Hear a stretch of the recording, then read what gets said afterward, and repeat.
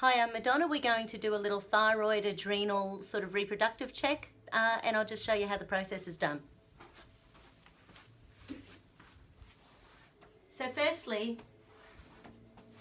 we're going to make sure some core immune system points are up and running. So these points are from a process called NOT, Neural Organizational Technique, and they're working beautifully. Next thing I'm going to check is the big toe muscles. They're called flexor hallucis longus. They don't like being stretched when someone's under stress. Hold up. And hold. Okay. So we'll have to do something with those. And the other one I'm going to check is teres minor. So it's a little W arm check. Hold back, hold, beautiful, and hold back. Okay, so at the moment the flexor hallucis longus are the ones that need resetting. Breathe in, breathe out and push. And breathe in, breathe out and push. And breathe in, and breathe out and push. Beautiful. So let's just recheck that and hold, beautiful, and hold, excellent. Okay, so basically, oh, and I also want to check the brain. Hold up for me, and hold up. That's the supraspinatus muscle. It's a way that we access information to do with the central meridian, which feeds the conscious brain. So, firstly, I'm going to just check some general things like stress and stress hormones and pain hormones. So, stress and stress hormones. And hold, okay. And hold, and hold, and hold, and hold. Okay, so 3 out of 5 with the stress and stress hormones. Let's check the flexor hallucis longus. Hold, and hold. Better than it was before, but still needs something. And hold back. I'm lifting up. And hold back. So thyroid's coping with it okay. The adrenals are a little bit stressed, but funnily enough, the bit that's coping it the most is the immune and inflammatory pathways. So I suppose all the white blood cells are in there really trying to work hard to sop up the excess stress hormones. Oh yeah, and in relation to the brain. And hold, yeah, duh. And hold, yeah. Okay.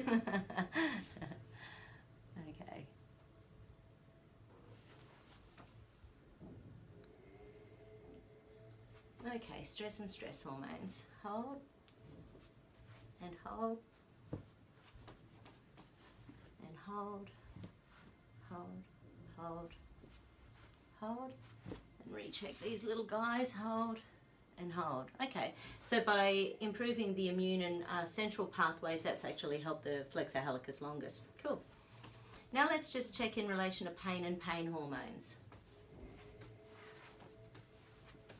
And hold, okay, hold. So no surprise. Inflammatory and immune pathways struggle a little bit. They know what they are, they just don't know cope as well as they should. Let's check the, okay. So this is adrenal stress in relation to the pain and pain hormones, and let's check thyroid. And hold back, that's fine. Hold back, that's fine. And let's check central for the brain. And hold. Okay, so this time it's more the adrenals and the immune and inflammatory pathways. So we pick up these little guys and tweak the big toes again. Breathe in, breathe out and push. Breathe in, breathe out and push. And breathe in, breathe out and push.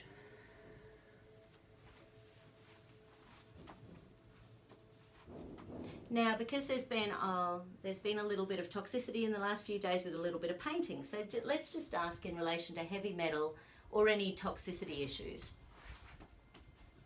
Just out of curiosity. Hold. That's pretty good. Hold. Hold. Hold. That's okay. Hold. Okay. Hold. So they've somehow activated the adrenals. And hold back. Oh, and the thyroid has been affected. Interesting. So totally different to the other couple. So this time we'll pick up the thyroid energy.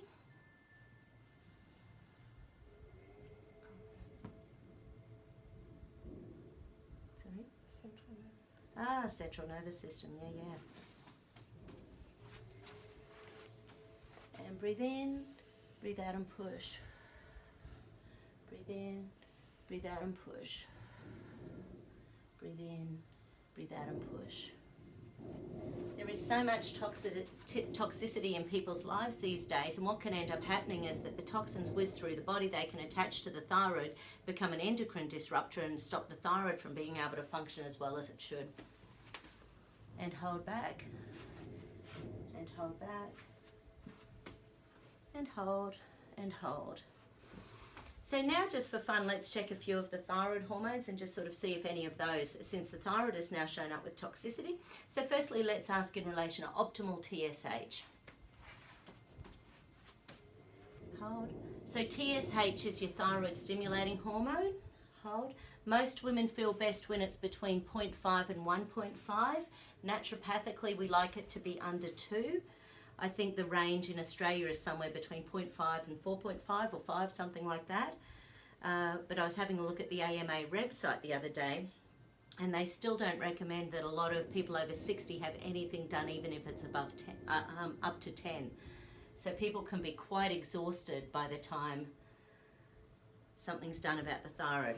So optimal TSH, so that's upsetting the immune, because your thyroid is like it's a core metabolism booster, so everything slows down when the thyroid's sluggish. Hold. The adrenals are okay. Optimal TSH. And once again, not showing up affecting the thyroid yet, more through the immune and inflammatory pathways. Let's check free T4 levels. And hold. That's good. Hold. Hold. So T4 is inactive thyroxine. Hold. We then have to convert it with nutrients like selenium and zinc and iodine. So that's showing up okay. Hold. Free T4. And those are the two tests that most people get done by the doctors if they say they're tired. TSH and free T4. Let's check free T3. And hold. Hold. Hold. Hold. Okay. So there might be something going on with conversion because of the toxicity at the moment, or no, that's okay. Hold, hold, hold. Ah, the brain.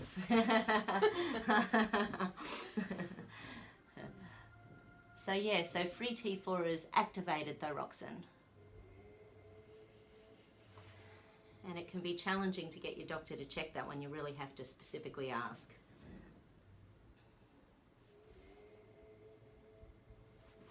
Optimal free T3 levels. And hold, hold, hold, hold, hold, hold. Beautiful. Now I'm going to ask about reverse T3.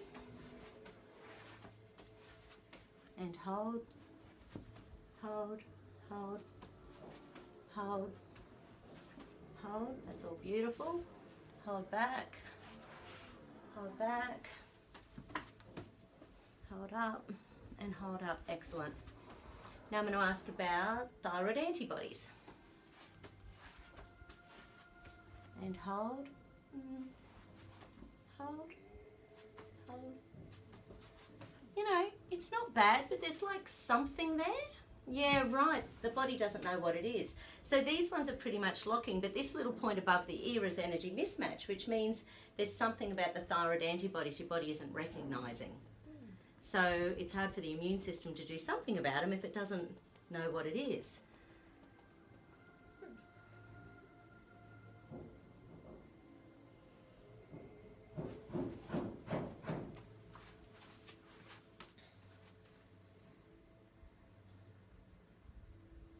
Yeah, and when we're under stress and when there's a toxic load, the blood-brain barrier can thin, and that's when the toxins can get across the blood-brain barrier, including thyroid antibodies, and can create anxiety and stress and that feeling of, you know, like you've had 12 coffees. And hold, hold, hold. That's better. Yeah, it wasn't an unlock, it was just not perfect. And thyroid antibodies. It's like, oh yeah, right. And they're affecting the brain.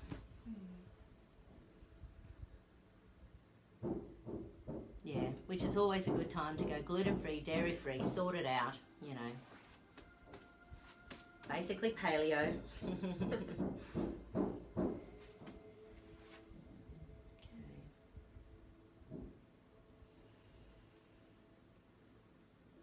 Escape, submission, freeze. Wanting to run away. And when you feel like that, you know, it makes you feel jittery and jumpy and yuck. It's not the best place to be in your head. Yeah. I was chatting to a client last week who ended up having her thyroid removed going back 30 years ago.